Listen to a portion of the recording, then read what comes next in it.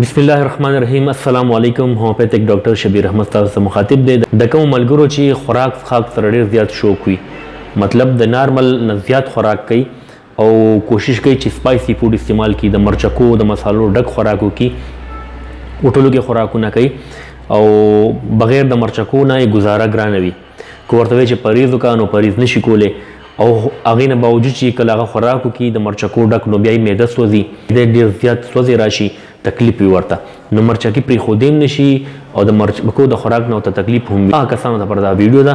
داسې یو هومیوپیتک میډیسن مې درته راوړی دی چې کله دا تاسو استعمالوئ نو د مرچکي هغه سوځې به انشاءالله تاسو نه محسوسوئ، د مرچکو هغه اثراتو نه تاسو انشاءالله محفوظ یې. د دې میډیسن څه نوم دی؟ د دې میډیسن نوم دی کیپسیکم. دا په 30 کې او په 200 طاقت کې ملاویږي کیپسیکم. او کیپسیکم چې کوم دی دا د مرچکي نه جوړیږي.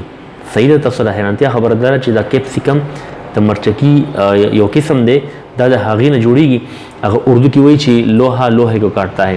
نو د مرچکي استعمال نه چې کوم تکلیف وي هغه په مرچکي باندې انشاءالله ختمیږي د الله په فضل باندې. دا د وایي د مرچکي عمره ترخه نه ده او دا چې تاسو استعمالوئ انشاءالله نو د معدې چې څومره سوځی دی، د معدې چې جلن دی یا خولې د تروي اوبه راتللي یا د ساه نالۍ کې څومره د معدې د وجې تکلیف وي، د ګرم خوراکونو په وجې چې کوم جلن محسوسیږي په معده کې، نو هغې کې دا میډیسن ډېر ښکلی کار کوي.